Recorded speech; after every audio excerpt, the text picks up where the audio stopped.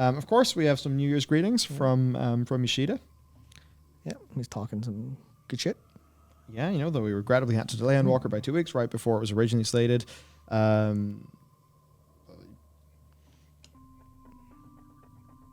Complete failure in parsing. I'm tired. Yeah.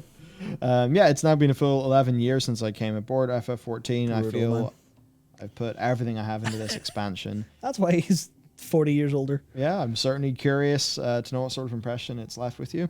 Setting game content aside, large influx of players since mid-year and the impact of COVID-19 and supply of server equipment has led to extremely long login queues. I'd like to sincerely apologize again. We're currently working to fundamentally address the situation, such as adding logical data centers and increasing the number of worlds in all regions, and we ask for your patience in the meantime. Now then, as the title suggests, Endwalker winds up the tale that has been woven since 1.0. However, FF14 itself is far from over, and we've already begun creating new journeys for all you Warriors of Light or adventurers, or adventurers rather, to embark upon. As a matter of fact, just as I was thinking about the next adventure, I noticed that a piece of paper had been left on my desk, and what should be written on it but another poem. Yep, he does this every year, and it's from a same person but a different person every year. It's very cute. I can barely. Let's see. Okay, So do you want me to read it? Yes, Exactly, you'll do it okay. justice. Okay. So wanes the moon before the sun, its journey ended, home at last. So look we now to days ahead, unfettered from our trying past. I like that message. I very much hope it pans out, and not just in game. Yep, Indeed. Jinx. Yeah, that's us. That thoroughly jinxed. Yeah. It took me so long to remember what word you're supposed to say when you say the same word. Fucking hell. Anyway. Oh dear. So he says. Yeah. So he says FF14 has surpassed 10 years of operation, a goal all MMOs should aspire towards. One that SWTOR is doing now. Yep. Oh, indeed. And now we set our sights on 10 more. The first step in the new leg of our journey is patch 6.1, ahead of which we'll take an opportunity to share our plans for FF14's future. Please look forward to it. That's going to be a good live letter. Yeah. It's crazy to think that 2022 marks my 12th year at the helm of FF14. Sometimes I can't help but be amazed that I haven't gotten bored with it, but then there's so much more I want to achieve with FF14. As I previously said, I consider it my life's work, and I hope to continue developing and growing the game with you all. Endwalker is the culmination of everything we've built up over 11 years, and I'm well aware it will be extremely difficult to surpass. But just like your adventures and the efforts of the development operations teams, we'll continue to build on our wealth of tales, experiences, and emotions, and endeavor to reach new heights. Yeah, and you know what? I wonder, because all of this was born out of a really troublesome start. Yeah. And with all that they've learned, it would be interesting to see how they set things up in you. Yeah. We'll learn a lot. Yeah, that's the thing I'm very, very interested by, because obviously, I suppose they did do plenty of setup for different things as they went along. They didn't set the whole 10 years up during A Realm Reborn, but them returning to an era of this shit is going to be all primarily new, and we don't have any massive thing looming over your head. How are we going to take it slow? Because obviously they proved that they can go fairly slow, but also have like tensions running high and stuff during Endwalker and a couple times during Shadowbringer. So I'm very impressed in seeing what they'll do with just basically everything going forward.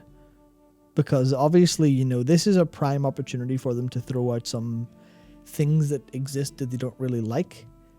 But I guess the problem is that the game will continue as the same game. The only thing that's new is like the framing and the story. So you kind of have to go, what can you do that's really new? And also, how are you going to, I guess it's a case of Shadowbringers and Endwalker had so much history to rely on that if they're trying to separate from history with 6.1 going forward. But then I guess that's the thing. They've got until the next expansion of building.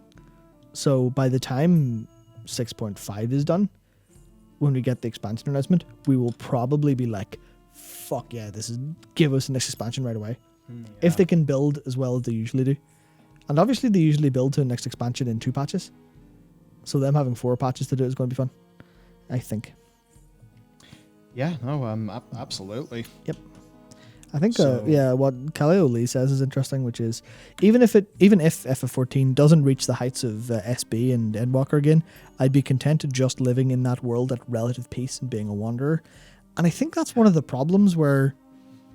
I like Azeroth, by the way. Hey, Yeah. Blizz. That's actually a great thing.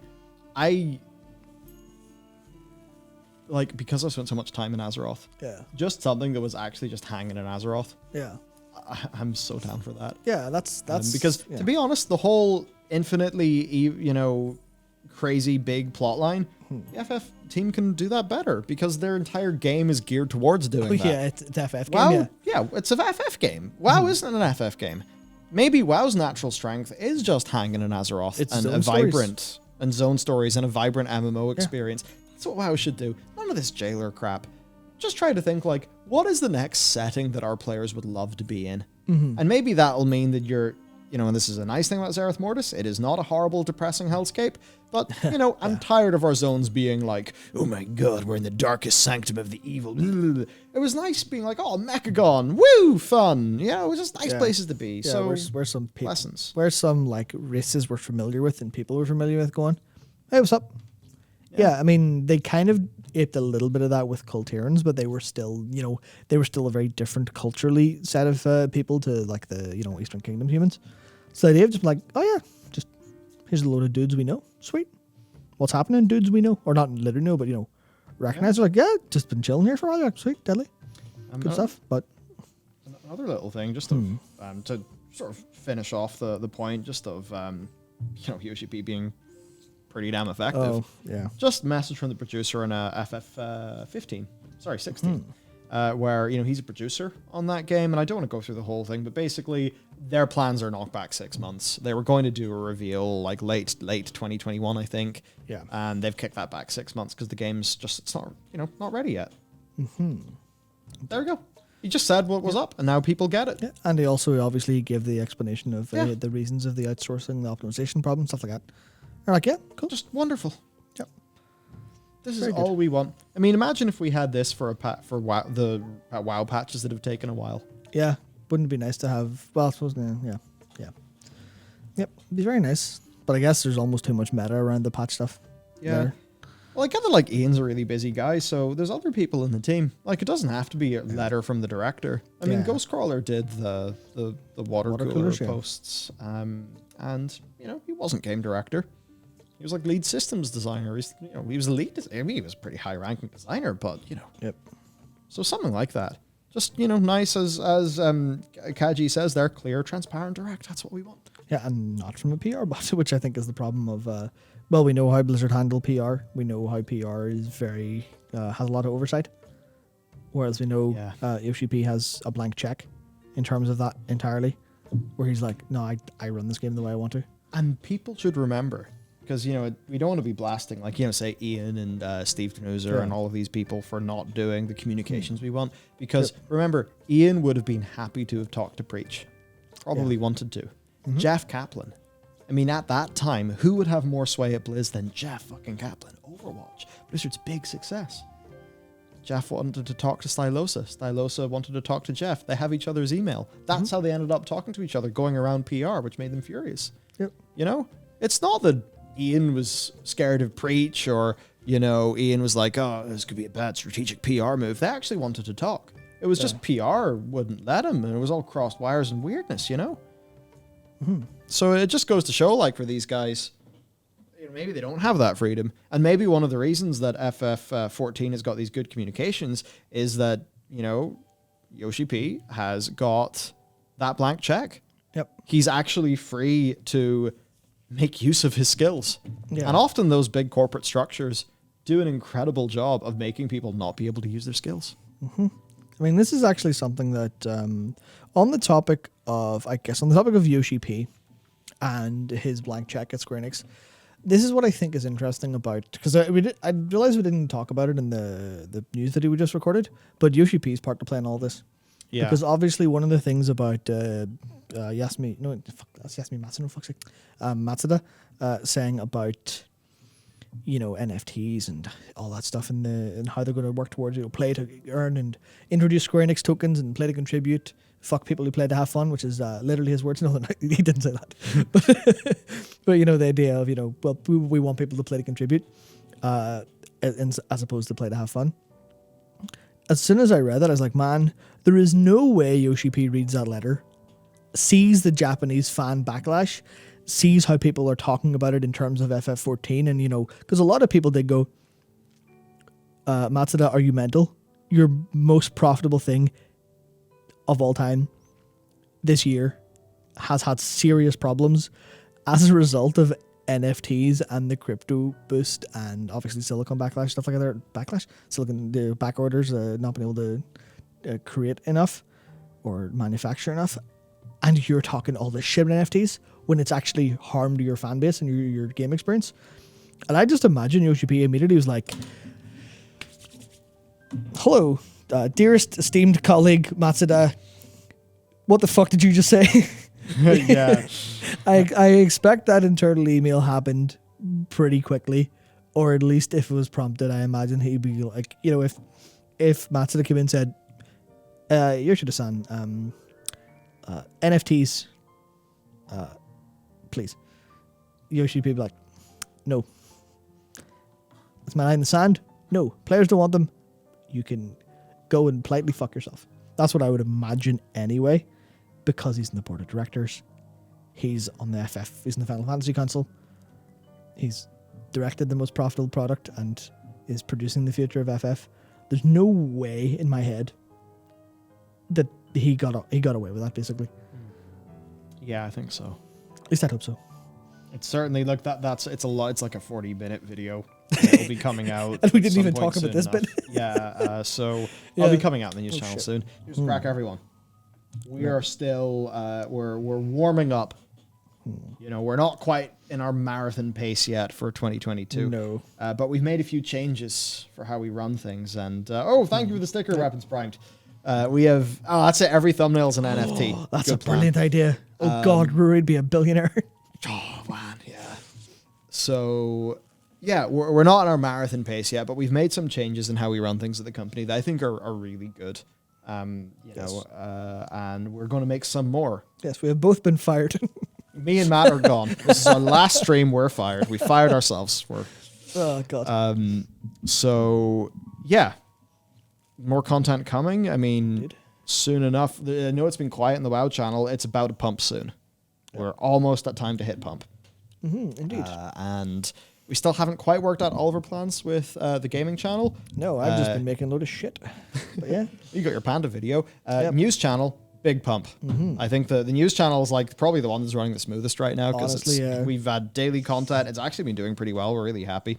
Yep. Are you guys hiring new people? Not right now. But, I think there's probably room for some stuff. It's just I want to get us nice and stable with how we are now so that instead of hiring based on problems that we don't really know we have because things are a bit messy, we want to fix up all the mess. So we're then like, okay, nice. Where are we going now? Indeed. Because, it's like, as an example, do we triple down on YouTube stuff? Or, another thing, I wouldn't mind publishing games at some stage. Actually being a publisher. Because, I think it's, maybe a publisher who comes from a development sort of background first is probably a pretty cool thing to have. And, with all the stuff we do in YouTube, it's like, it's all very natural. So, do we double down on pumping YouTube hard with like new channels and stuff or really increasing our video count or something like that? Or do we move into the publishing of games so that we can then maybe get some other game teams or maybe, get another game team here so we can do more projects? Who knows? So it's just that thing. Hiring will depend on kind of what way we want the ship to go. Yep, absolutely. And that's what's up essentially. Yep. Liam, I'm glad you liked the Yoshi P video. I'm kind of sad because everyone who watched that video basically seems to have really liked it. Yeah. But it's just not the sort of video that gets clicks, and that's the problem. The click-through rate in the video is kind of low because it's not like a big game thing, click right now.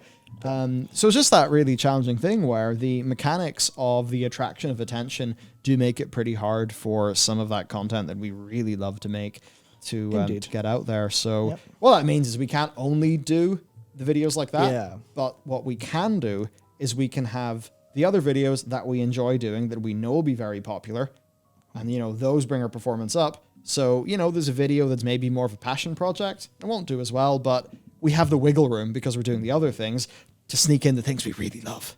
Yeah, That's just one of the realities of it. Definitely have a plan for a couple of different videos on those after reading all of Yoshi Uncensored, because he's like, obviously it can come across a little bit as hero worship, but in terms of clearly just a man who's thought about a lot of different things, it comes out pretty well in how he writes about it all.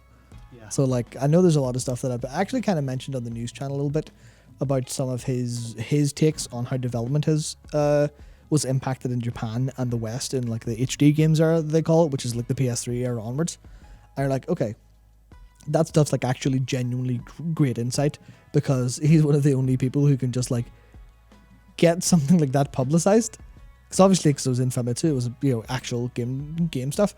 And you're like, oh yeah, it's just interesting. It's just it turns out for a couple of years the Japanese were fucking garbage at making games because we had this approach. But then my friend over at Ubisoft Montreal had told me this approach. I'm like, oh, that's really cool. That worked really well.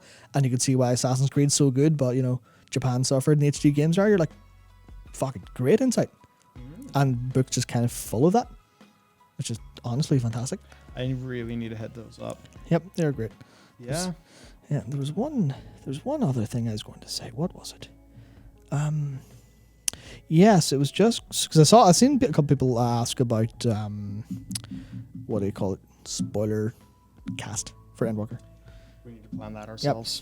Yep. When we're doing it. Yeah, basically I have just 70% of my sort of RAM is dedicated to that. So as soon as that's gone, I'll be able to think so much more. So I'm just constantly thinking about it all the time, constantly re-listening to a couple different tracks. Fuck man, it's wild. Also the video that I'm planning on a certain controversial character. It's going to take me about 6 weeks to write. Oh, it's going to take some reading anyway. Yes. Yep. Yes, Mr. Yegalvis. I was about to say if I call him Juicy, people will understand, but yeah. I don't think we'll do a spoiler cast live. Probably. No. It would be fun. Okay, we'll do the spoiler cast ourselves, and then we'll probably dedicate a stream segment that week to it. Yeah, that makes sense. So, right, there we go. Okay, time to check the weather to see what road conditions are like. Maybe drive back to Port Stewart. Try to have a nice, productive weekend, because I've got to make up for this week being a bit funky for me. And 2022, let's fucking go. I mean, hey, this year is an even year, not an odd year, and for some reason I like that. Because numbers are weird. Well, I think I've said this before. Well, I said it in Slack and hit everyone in our Slack channels with mind bullets when I said 2022. That fucked me up so bad, man. You actually aged me 5,000 years in one Slack post. Good. Michael just became dust. Yeah, instantly dusted. Well, to be honest, you're not looking bad for 5,020 something. Oh, cheers. Aye. That's it. But yeah, right. Hey, first stream back in the year. It's nice to hang out with everyone. Absolutely. And yeah, right. Me and Matt gotta go get some shit done. So thank you for hanging out. We will see you live the same time next week. Till then, if all goes well, next week's going to be a nice chunky week with loads of content to enjoy. Absolutely. So thank you everyone, and we will see you.